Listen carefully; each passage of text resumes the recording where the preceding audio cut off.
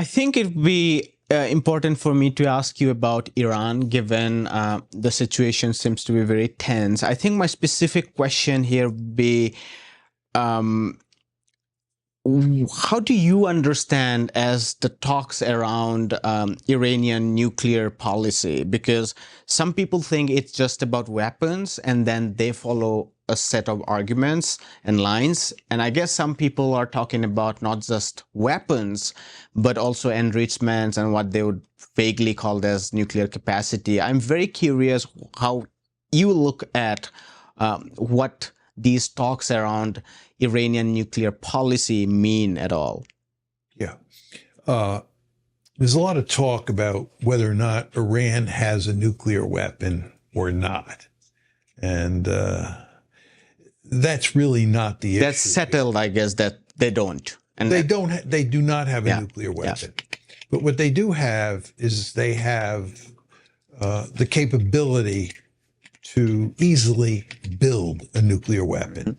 And to be more specific, they have the ability to enrich uranium, so you get weapons-grade fissile material, and they have the ability to reprocess plutonium. And those two capabilities mean that Iran, if it wants, can develop the bomb, right? Now, the JCPOA, which was the nuclear agreement between Iran on one side and the United States, France, Britain, Germany, Russia, and China on the other side, okay? All the members of the Security Council plus Germany on one side, Iran on the other, came up with an agreement, the JCPOA, 2015, during the Obama years. There is no question that that agreement prevents Iran from developing a nuclear weapon. But what it doesn't do is it doesn't take away Iran's enrichment and reprocessing capability. And the reason that the Israelis hate the JCPOA and push Trump to pull out, which he does in 2018, in the summer of 2018. Remember, the JCPOA is consummated in 2015, and Trump pulls out in 2018. And it's mainly because he believes, or probably because the Israelis convinced him, that it's a terrible agreement because it has, it allows Iran to keep its enrichment and reprocessing capability. So that's really the issue. So Iran today is not building a bomb. At least nobody has evidence that it's building a bomb. But including American intelligence. And I'm sure Israeli intelligence as well. But the problem is, what spooks the Americans and the Israelis is that they're reprocessing uranium up to 60% now. And to go from 60% to 90% is a short jump and easy to execute. And once you're up at 90%, you're producing weapons-grade fissile material.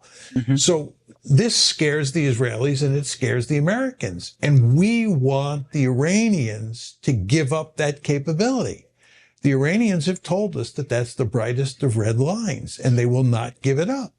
I guess I would be interested to know what does giving up that capability mean?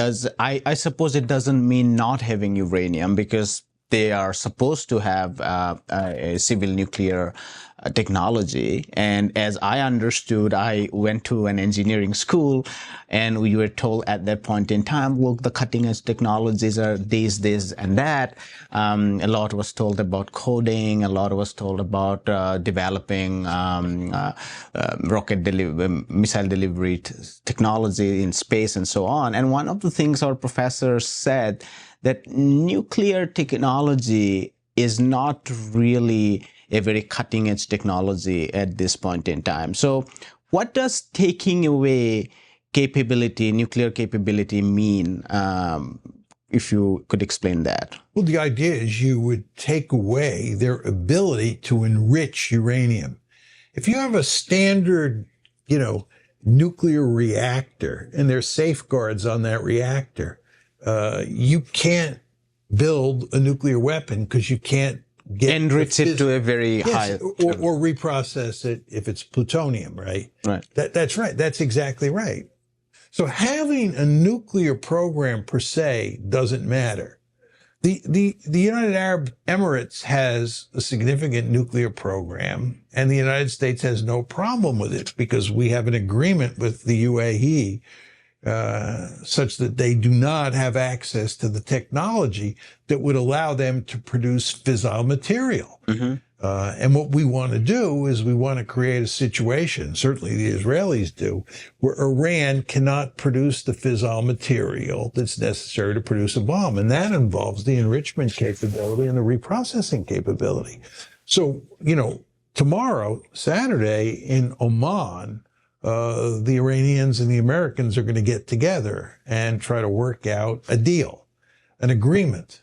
And I don't see what viable agreement is out there to be had, because the Americans and the Israelis will insist that Iran give up its capability to enrich and to reprocess, and the Iranians won't accept that.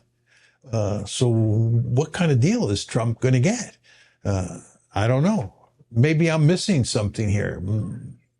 But it would seem to me if they get a deal, it will probably look like the JCPOA, which Trump pulled out of in 2018, because, again, it allowed Iran to enrich and reprocess. Do you think that the extreme kind of language that Trump is using here, will bomb you and so on and so forth, is this a kind of pressure tactic that he had earlier used in the case of North Korea? And there were some positive developments. It went nowhere, but I interviewed Professor Bruce Cummings, and at the time he said that I can see some glimmer of hopes. Do you think it's a pressure tactic, or do you think he genuinely believes what the Israelis believe, that there should be a regime change, like what happened in Syria? Regime change is a different issue. I actually believe that Israel's ultimate goal is not simply to eliminate the nuclear threat in Iran. It's to turn Iran into a Syria-like country. It's to break Iran apart. But what is Trump's belief in this, if we can? Trump wants to get a deal. The last thing Trump wants is a war over Iran. I don't think Trump wanted a war over Iran a month ago. But after all of the turmoil in the world economy, the last thing he needs is a war with Iran, because no one knows what the escalation patterns will look like in that war. And it could be catastrophic if the Iranians begin to bomb oil installations all across the Middle East and shut down the flow of oil out of the Persian Gulf and so forth and so on. The Iranians have the capability to do enormous damage to the world economy.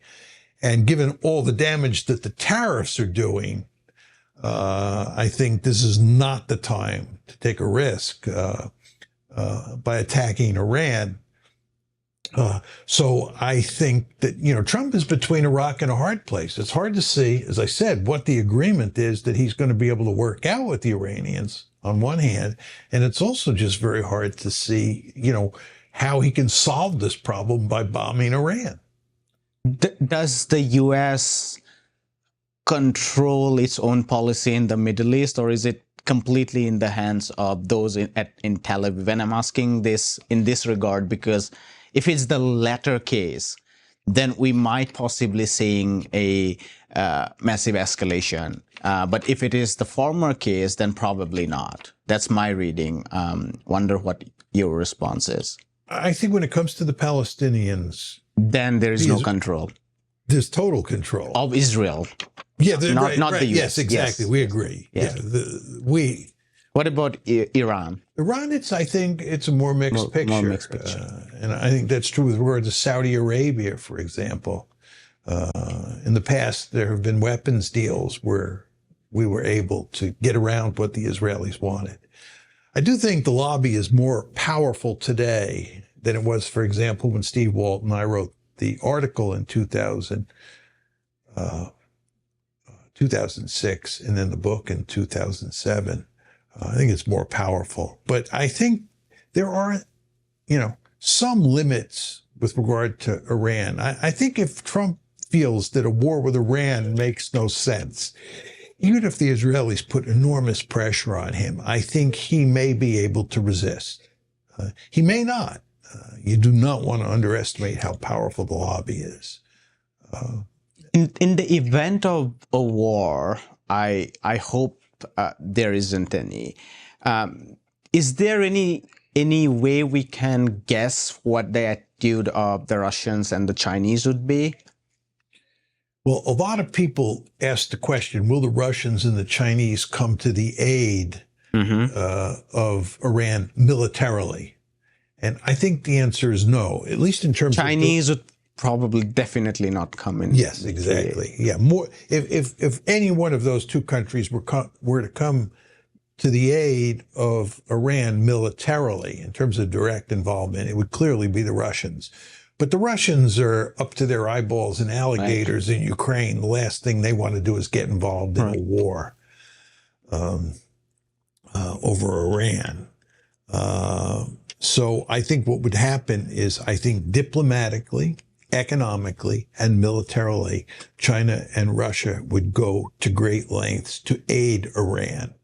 I think militarily, the Russians would provide them with all sorts of equipment that would help them, deal with Israel and deal with the United States. I think they're already doing that, by the way. I think they're giving the Iranians Trump missiles and so on. Yeah, the S-400. Yeah. I'm not sure exactly which systems they're giving them, but they're giving them air defense systems, communication systems, and helping the Iranians get ready for a possible attack.